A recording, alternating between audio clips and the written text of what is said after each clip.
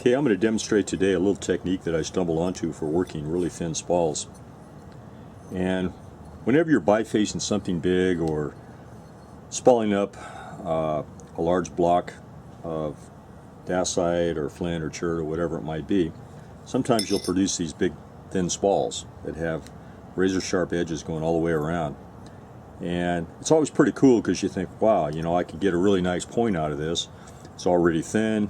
It's going to be a piece of cake, but for anyone who's ever done any knapping, it's anything but a piece of cake, because these things are prone to breaking when you're trying to shape them and trying to thin them down, because of these really sharp edges, and the fact that when you're removing flakes from the edge, you're actually bending the point, and the sharp edges are a good place for a tear to start.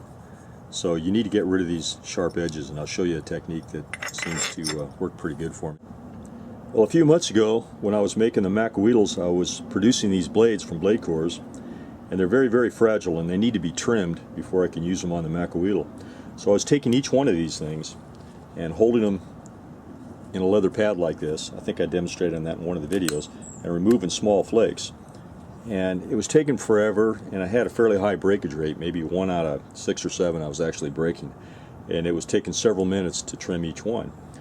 And somewhere along the line I noticed a video from the guys over in Europe, and they were taking these blades and putting them on a small little anvil like this and just trimming them down like that. It can be done in, you know, about a third the time or less, and you don't break them. You can straighten these things out very quickly and trim them to size with a little anvil and a little hammerstone. So a lot of times I like to go out to my spall pile, just grab a thin spall like this and just pick it up and work it for fun. And normally when I do that in the past, I've always taken it, hold it freehand like this, and slowly and very carefully remove tiny little flakes and work it all in until you get this thing shaped. And that can take a long time. It can take 5 or 10 minutes sometimes, depending on how thin it is, because you don't want to remove a big flake when you're holding it like that. Even though you're supporting it with your finger, you can overstress the spall and create a bending a bend in there to where it starts a tear along one of these sharp edges. So in order to get rid of these thin edges and to do some shaping real quick, I decided to just try this anvil like I was using on the blades in order to trim the blades. I didn't think it'd work, actually. I thought, man, this is going to be crude, but worked out really good, and so I thought I'd just go ahead and share that with you. You can just take, without risk of breaking it, and hold it on the hammerstone like that, or hold it on your anvil stone, and strike it with a little hammerstone, and just very quickly thicken these edges without great risk of breakage. Of course, you can break it if you get too carried away. But the trick is to hold the edge right along the anvil, right next to it, so that when you strike, all you're doing is just crushing or removing a small little flake or big flake, if you hit it up higher, which you can get away with, without actually creating any bending stress on the entire spall, because everything is happening right here along the edge, and you're not holding it in your hand, so there's not all that recoil on the rest of it. So as you can see, you can actually shape it pretty quick, and once you get it shaped, then you can just go ahead and work it as you normally would.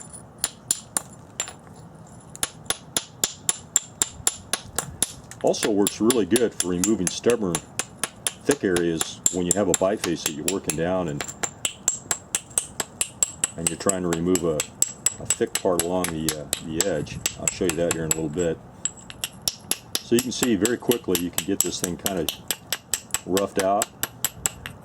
I know it looks kind of ugly like this, but the point is that once you get it shaped, just roughly shaped like that, then you can just take your hammerstone in the normal way and start driving some thinning flakes on here real quick. And works really good with any kind of knappable rock. I've tried it on Texas flint, raw Texas cherts, and novaculite, and some other things. Once you get it to this point, then you can just go ahead and shape it as you ordinarily would. Just start driving your thinning flakes along on there.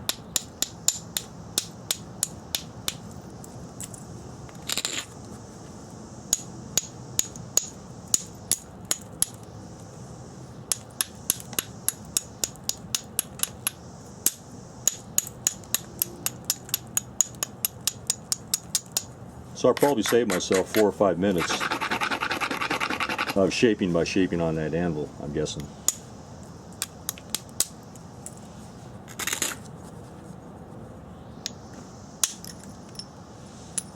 Okay, so there's no need to continue on with this. You get the idea. You can shape a real thin spall very, very quickly by using a little anvil and striking it with a small hammerstone. Now here's a really, really thin flake of flint, and you can see this thing is just paper thin, and it'd be pretty hard to work this. Normally I would probably take pressure flaking. It's so thin you can see through it in places. I'd probably take pressure flaking and shape it with pressure flaking and then go ahead and finish it. But I found that you can also, if you're careful, just use your little anvil and hammerstone here and pretty quickly shape something like this as well. Important thing is to make sure that you hold it right on the anvil, the part that you're trimming. And once you get all the sharp edges off there, the chances of breaking the spall are greatly reduced.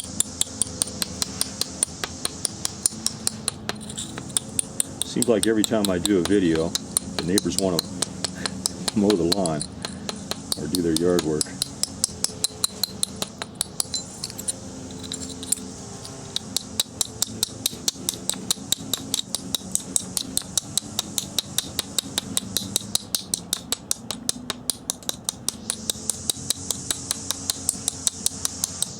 So the thinner it is, the more careful you have to be, but I think you get the idea. You can shape this fairly quick by just using a tiny little hammerstone. And then when you get it shaped down to where you want it, you can go ahead and thin it with pressure flaking. Another example. Very, very thin.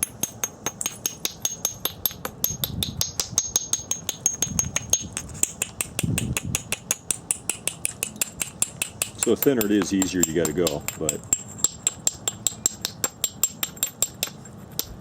you just don't want it to break into the meat of it, which you can do if you're more aggressive holding it freehand or on your leg or whatever.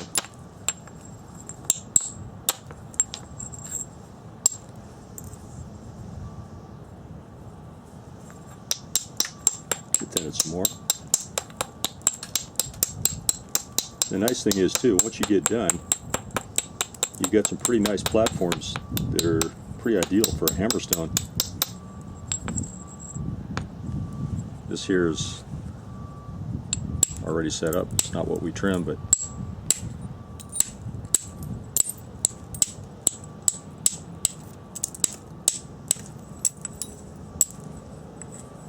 yeah, you get the idea.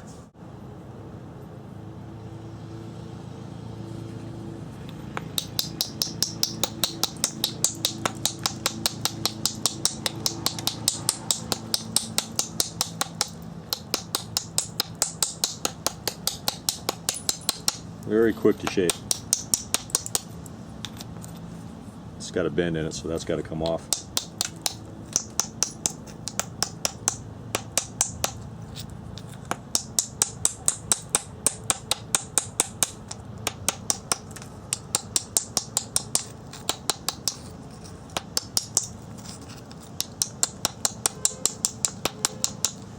So now I just work it with freehand.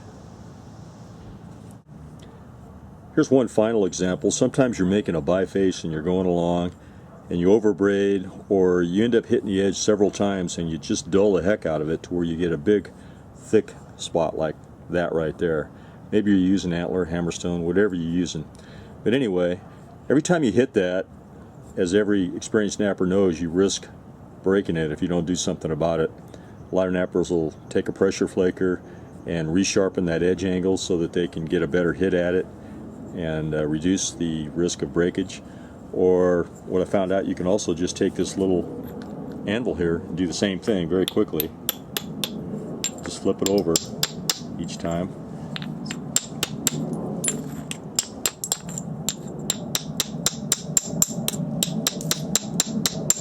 And very quickly just get rid of that sharp edge angle.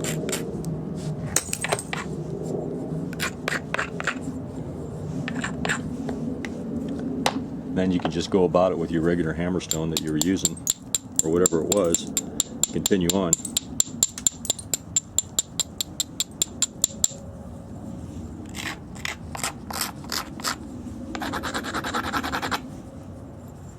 So now we have an edge angle we can work with again.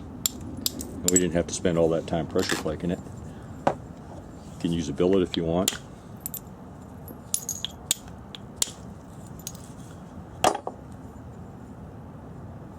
That's it.